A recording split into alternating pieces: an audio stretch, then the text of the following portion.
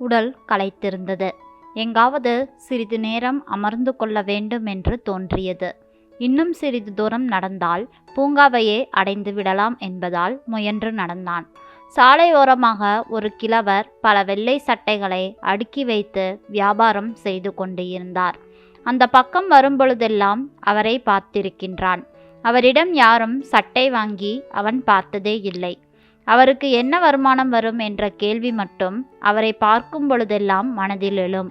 எப்படி இருந்தாலும் அவர் தன்னை விட அதிகமாகத்தான் சம்பாதிப்பார் என்று மனதினுள் எண்ணிக்கொள்வான். இன்று சிரிப்பு வரவில்லை. எல்லாமே சூனியமாகிவிட்டது போல் ஒரு தோற்றம். எதுவும் கண்ணுக்கு தெரியவில்லை. பூங்காவில் நுழைவு வாயிலில் பிரம்மாண்டமாக அமர்ந்திருந்த சிவன் மட்டும் கண்ணில் பட்டார். சிவன் சிலையை நிமிர்ந்து பார்த்து மனதிற்குள்ளேயே வேண்டிக் கொண்டான். உள்ளே இடது மூலையில் சற்று நிழல் இருந்தது.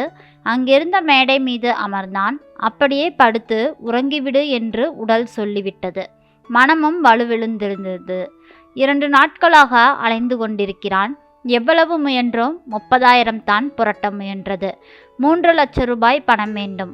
முழு பணத்தையும் செலுத்திய பின் தான் ஆபரேஷன் செய்ய முடியும் என்று மருத்துவமனையில் சொல்லிவிட்டார்கள். அப்பா ஆரோக்கியமாகத்தான் இருந்தார். இப்போது சிறுநீரகத்தில் புற்றுநோய் என்கிறார்கள். அது அருகாமையிலுள்ள திசுக்களுக்கு பரவி கொண்டிருப்பதால் 1 வாரத்திற்குள் அறுவை சிகிச்சை செய்ய வேண்டும் என்று சொல்லிவிட்டார்கள். இதுவரை பரிசோதனை, ஸ்கேன் என 50,000 செலவாகிவிட்டது. அப்பாவின் சேமிப்பையும் தனிகாசலம் மாமா கொடுத்த காசையும் வைத்து சமாளித்து விட்டான். அவனுடைய பர்சில் 320 ரூபாய் தான் இருந்தது. இன்றைய நிலையில் அவ்வளவுதான் அவனுடைய மதிப்பு. கடந்த சில வருடங்களாகவே அப்பாவிக்கும் அவனுக்குமான உறவு கரடு முரடாகத்தான் இருந்து வந்தது. அவன் வேலையை ராஜினாமா செய்ய போகிறேன் என்று சொன்ன பொழுதே அப்பா எதிர்ப்பு கொடி பிடித்தார். அதுவும் அவன் சினிமாவில் உதவி இயக்குனராக சேர்ந்து விட்டான் என்பதை அறிந்ததும் அப்பா நெஞ்சை பிடித்து கொண்டு அமர்ந்து விட்டார். அப்பாவுடன் போர் வெடிக்கும் பொழுதெல்லாம் அம்மாதான் சமாதான கொடியை பிடிப்பாள். எல்லோரும் ஒரு நாள் சாவத்தானே போகிறோம். எனக்கு பிடிச்ச வேலையே நான் செய்கிறேன். அது பெரிய தப்பா? ஆமாம், பெரிய வேலை. டைரக்டருக்கு பொட்டி தூக்குற வேலை. அப்பாவும் நெஞ்சை நிமிர்த்து கொண்டுதான் பேசுவார். அவருக்கு பிபி இருக்குதுடா, நீதான் அடங்கி போனும். அம்மா இவனைத்தான் எப்போதும் ஆசுவாசப்படுத்துவாள். ஆனால் பலன் இருக்காது. இவன் மீண்டும் குதிப்பான். படம் எடுக்கிற மூஞ்சிய பாரு, அன்ஃபிட் ஃபெலோ. வடபழனியில் பிச்சைதான் எடுக்க போகிறான். பிரச்சனை உச்சத்தை அடையும் பொழுதெல்லாம் தன் கணவனையும் மகனையும் எப்படி அடக்க வேண்டும் என்று அம்மாவுக்கு தெரியும். தட்டுவாணி என்னை இந்த குடும்பத்தில் கொடுத்துட்டா. அம்மாதான் தன் வாழ்க்கையை நொந்த தொடங்கியதும் அப்பாவும் பிள்ளையும் தத்தம் வேலையை பார்க்க தொடங்கி விடுவார்கள். மீண்டும் ஓரிரு நாளில் போர் நடக்கும். இப்படியாக போர் செய்து இருமனதாக சமாதானமாகி மீண்டும் முட்டிக்கொண்டு காலம் கடந்து கொண்டிருந்த ஒரு நாள் காலை வேளையில் அவன் வழக்கம்போல் ஒரு தயாரிப்பாளரிடம் கதை சொல்ல கிளம்பினான். 2.5 வருடங்களுக்கு முன்பு தன் முதல் திரைக்கதையை எழுதி கொண்டு கிளம்பிய அன்று இருந்த வேகம் இப்பொழுதெல்லாம் இல்லை. ஒரு கதை சொல்ல செல்லும் இடத்தில் வேறொரு கதையை சொல்லுவார்கள். இப்படியாக 2-3 திரைக்கதைகளை எழுதி முடித்து விட்டான். வீட்டு வாசற்படியை கடக்கையில் கையில் பால் தினசரியுடன் அப்பா உள்ளே நுழைந்தார். தன் பாணியில் ஆசீர்வாதம் செய்யாமல் அவனை வெளியே எப்படி அனுப்புவது என்று நினைத்தாரோ என்னவோ. அடுத்த புரொடியூசரா விளங்கிடும் என்று சொல்லிவிட்டு இவன் பதிலை எதிர்பார்க்காதவராய் அவனை கடந்து சென்றார். அப்பாவிற்கு உடலெல்லாம் வியர்த்திருந்ததை கவனித்தான். மேலும் அவர் உடலில் ஏதோ நடுக்கம் இருந்தது. அதனால் வழக்கத்திற்கு மாறாக அப்பாவுக்கு பாந்துவமாக பதிலளித்தான். இது புது கதைப்பா, பெரிய ப்ராஜெக்ட். ஆமா பெரிய. சொல்லி முடிப்பதற்கு முன் அவர் வாசலிலேயே சரிந்து விழுந்தார். அம்மா! சத்தம் கேட்டு பதறி அடித்து கொண்டு ஓடி வந்தாள் அம்மா. யாரோ தன் தோலை உலுக்குவது போல் இருந்தது. விழித்து பார்த்தான். சிவனின் முதுகு தெரிந்தது. கண்களை துடைத்து கொண்டான். இப்போது தான் எங்கிருக்கிறோம் என்று விளங்கியது. தம்பி, இங்கெல்லாம் தூங்கக்கூடாது என்று சொல்லிவிட்டு பூங்கா காவலாளி கடந்து சென்றான். சட்டை பையிலிருந்து மொபைல் போனை எடுத்து நேரத்தை பார்த்தான். 4:05. இந்த நேரம் பாஸ்கர் சார் வந்திருக்க வேண்டும். பூங்காவில் இருந்த பைப்பில் முகத்தை கழுவிக்கொண்டான். அவருக்கு ஃபோன் செய்யலாமா என்று யோசிக்கும் பொழுதே இருசக்கர வாகனம் பூங்காவின் முன் வந்து நின்றது. பாஸ்கர் தான். இருவரும் பூங்காவை வலம் வந்தவாறே பேசினார்கள். பாஸ்கர் பேச இவன் அமைதியாக கேட்டுக்கொண்டிருந்தான். அப்பாதான்ப்பா முக்கியம், படம் எப்போ வேணாம் பண்ணலாம். உன் கதை ஒன்லைன் படிச்சிருந்ததுனாலேயே சார்கிட்ட சொல்ல வந்து சொன்னேன். ஆனால் நீ வராத வரைக்கும் நல்லது. அவர் ப்ரொடியூஸ் பண்ண 2 படத்திலையும் டிஸ்ட்ரிபியூஷன் ப்ராப்ளம். இதில் ஃபைனான்சியரோட தகராறு வேற. நீ இப்போ சார்கிட்ட வந்து கதை சொன்னாலும் வேஸ்ட். அவருக்கு கூழுக்கும் ஆசை, மீசைக்கும் ஆசை. கதையை வாங்கி வச்சுக்கிட்டு இழுத்தடிப்பார். நான் வேணா வேற ஐடியா சொல்கிறேன், நீ கேட்குறியா? அவன் என்ன என்பது போல் பார்த்தான். ஆப்ரேஷனுக்கு காசு வேணும்னு சொன்ன இல்ல. அவன் அப்போது இருந்த சூழலில் தலையசைப்பது மட்டுமே எளிதாக இருந்தது. நமக்கு தெரிஞ்ச டைரக்டர் ஒருத்தர் இருக்கார், பெரிய பார்ட்டி. அடுத்த படத்துக்கு நல்ல கதை தேடுறாரு. உன் சப்ஜெக்ட் நல்லா இருக்கும்னு தோணுது. இது பெரிய ஹீரோ சப்ஜெக்ட், உன்னாலெல்லாம் ஹேண்டில் பண்ண முடியாது. ஸ்கிரிப்டை கொடுத்துரு, நான் 2 நாளில் நல்ல அமௌண்ட்டாக வாங்கி கொடுத்துட்றேன். Credit sir. பாஸ்கர் இவன் அருகில் வந்து இவன் தோளில் கை போட்டான். படம் 1000 பண்ணலாம், முதல்ல அப்பா தான் முக்கியம், அப்புறம் வேற கதை பண்ணிக்கலாம் சொல்லிவிட்டு பாஸ்கர் கிளம்பினார். செருப்பை ஓரமாக கலட்டிவிட்டு சிவனை பார்த்து கன்னத்தில் போட்டுக்கொண்டான். இவன் பூங்காவின் வெளியே பார்த்தான். அந்த கிழவரிடம் ஒருவன் சட்டை வாங்கி கொண்டிருந்தான். அப்பாவுக்கு அறுவை சிகிச்சை முடிந்து சுயநினைவு திரும்பியிருந்தது. ஐசியூவுக்குள் ஒருவருக்கு மட்டுமே அனுமதி என்பதால் அம்மா உள்ளே இருந்தாள். தன்னிகாசலம் மாமா அப்பாவுக்கு சில மாத்திரைகள் வாங்க சென்றிருந்தார். ஐசியூ வாசலில் இருந்த பெரிய மீன் தொட்டிக்குள் பெரியதும் சிறியதுமாக நீந்தி கொண்டிருந்த மீன்களையே பார்த்தவாறு இவன் நின்று கொண்டிருந்தான். தொட்டிக்கு மேலே இருந்த குழாய் வழியாக மீன் உணவு கொஞ்சம் கொஞ்சமாக தொட்டிக்குள் விழுந்து கொண்டிருந்தது. ஒவ்வொரு மீனும் தனக்கான உணவை மட்டும் உண்பதை ஆச்சரியமாக பார்த்து கொண்டிருந்தான். தன்னிகாசலம் மாமா இவனை கடந்து அறைக்குள் சென்றதை அவன் கவனிக்கவில்லை. மாத்திரைகளை முன்னறையில் அமர்ந்திருந்த நர்ஸிடம் கொடுத்துவிட்டு திரும்பி வந்து இவனையே பார்த்தார் தன்னிகாசலம் மாமா. அவருக்கும் அப்பாவுக்கும் ஒரே வயசுதான். அவரும் அப்பாவும் ஒரே பள்ளிக்கூடத்தில் கணக்கு ஆசிரியர்களாக வேலை செய்தவர்கள். இவன் அவரை பார்த்து சிறு புன்னகை மட்டும் புரிந்தான். அவரே பேச்சை தொடங்கினார். அம்மா சொன்னாங்க, கதையில தான் காசு வந்துச்சாம்.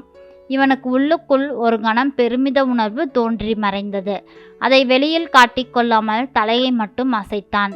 எல்லோரும் ஒரு நாள் சாவ போறோம்னு சொல்லுவியே, அப்பா போட்டும்னு நீ விட வேண்டியது தானே? மாமா என்று பதற்றமாக அவரை அடக்கினான். முடியாதுல்ல, ஏன்னா அப்பன். அதே மாதிரி தானே அவனுக்கும். அவன் புள்ள நீ நல்லா இருக்கணும்னு தானே நினைப்பான். இவனுக்கு என்ன பதில் சொல்வதென்று தெரியவில்லை. நிகழ்தகவு கோட்பாடு தெரியுமா என மாமா கேட்டார். அவன் விழித்தான். தெரியாது, இங்கிலீஷ் மீடியம் படித்த பிள்ளை இல்லை. நிகழ்தகவுனா ப்ராபபிலிட்டி. ஒரு காசை சுண்டி விட்டா பூவும் தலையும் விழும், அதுதான் ப்ராபபிலிட்டி.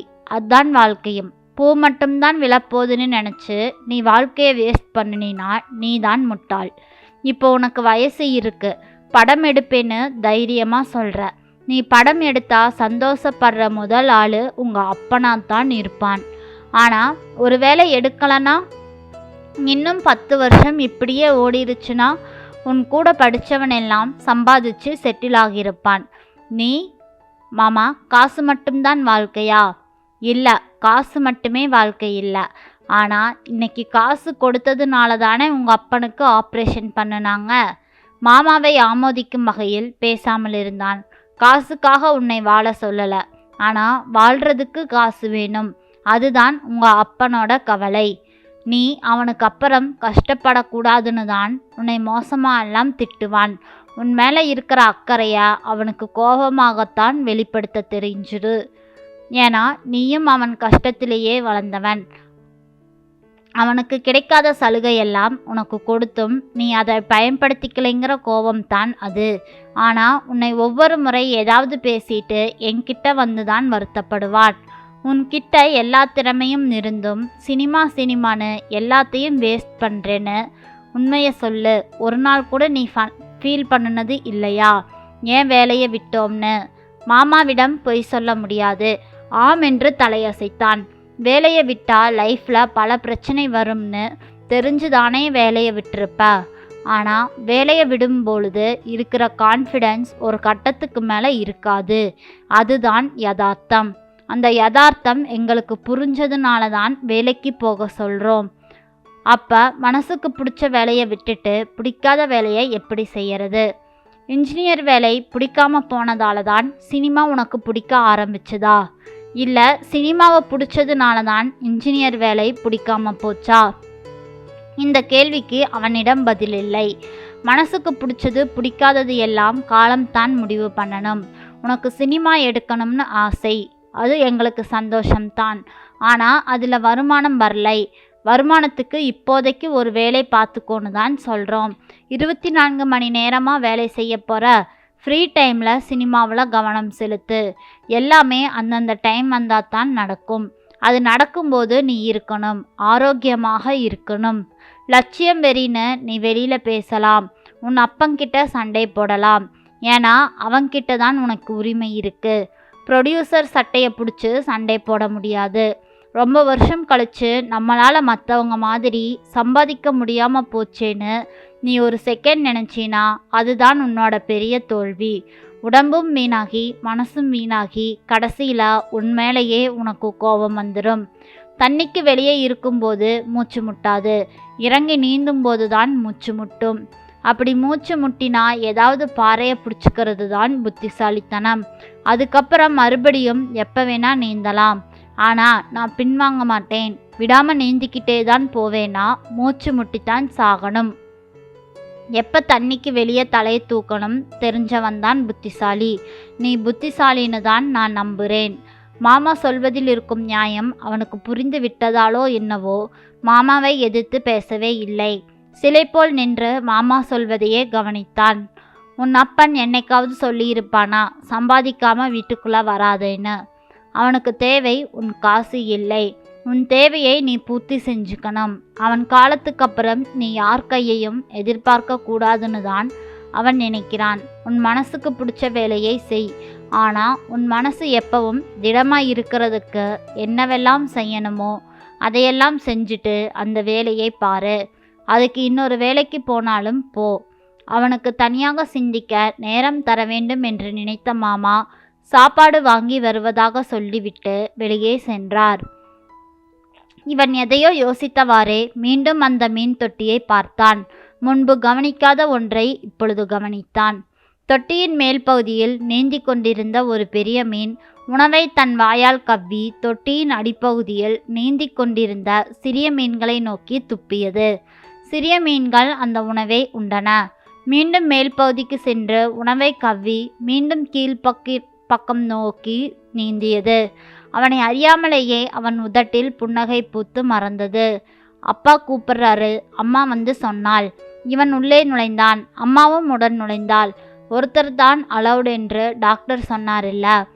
அமர்ந்திருந்த நர்ஸ் கத்தினாள். அம்மா சரி என்றவாறே வெளியே வந்துவிட்டாள். இவன் மட்டும் உள்ளறைக்குள் சென்றான். படுத்திருந்த அப்பா இவனை பார்த்ததும் உடலை அசைக்க முயன்றார். ஆனால் முடியவில்லை. வேணாம்பா என்றவாறே அவர் கையை பிடித்தான். அவரும் இவன் கையை பற்றி கொண்டு சிறிது நேரம் அவன் கண்களையே உற்று பார்த்தார். அப்பாவுடன் ஏதாவது பேச வேண்டும் என்று தோன்றினாலும் என்ன பேசுவது என்று தெரியவில்லை. மௌனமாகவே இருந்தான். அப்பா மிகவும் வலுவுற்றிருந்தார். இவனை பார்த்து புன்னகை செய்தார். இவன் பதில் புன்னகை புரிந்தான். 1 வாரமாக சரியான தூக்கம் இல்லாததால் இவன் உடலும் களைத்திருந்தது. ஆனால் இப்போது மனம் மட்டும் திடமாகி இருந்தது. என்னதான் பெற்றோர்கள் நம்மளை திட்டினாலும் அது நம்மளது நல்லதுக்காகவாக மட்டுமே இருக்கும். என்றைக்குமே நம் பெற்றோர்கள் நம் முன்னேறி போக விடக்கூடாது என்று எப்பொழுதும் நினைக்க மாட்டார்கள்.